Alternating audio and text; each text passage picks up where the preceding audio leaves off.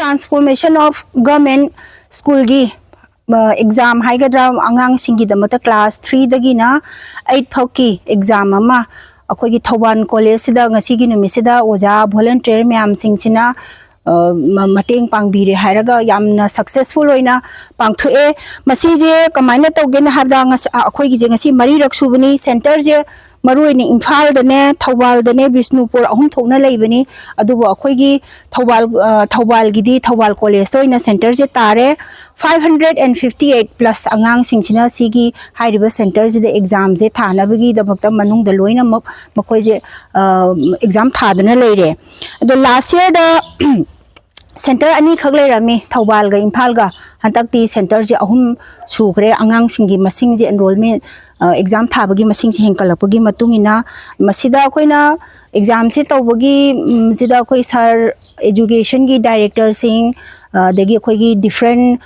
tongan ba district ki lairiba JDO sing sina loina makoi sing sina valley gi oba JDO sing adegi sir director koi myam sina financial emotional loina mak yam phajana support tawbi maruida hairiba sida complete tawriba school sing se government gi school khatan nate aided so dum yawi aided ki school sing aduga government gi school sing loina mak satra sing se loina yawi aduga tawriba subject sidi kari no haibada maths ne EVS ne English ne GK ne adu moigi mental ability test tawba haitare aduga sugumba exam ama tawba haibase angang sing da yamna kanabra na khale habdi government gi angang sing se maruina makoi se any competitive exam tharko matam da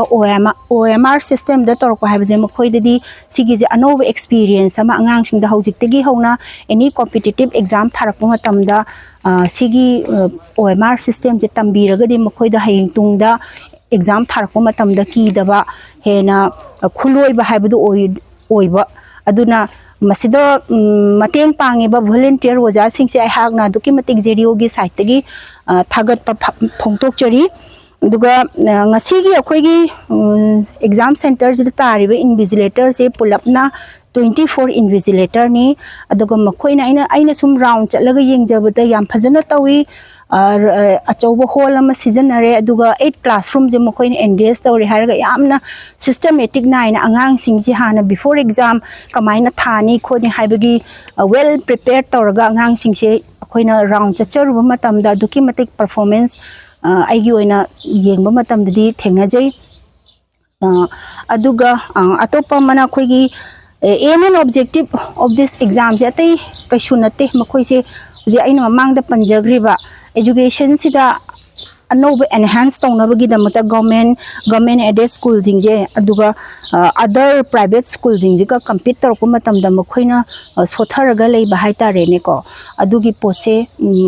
adugi gap to fill up tawnabagi damakta sugumba step se lokhalakpani aduga atopa mana different exam tarko matamsda maths oro science oro GK oro makhoida angang singsda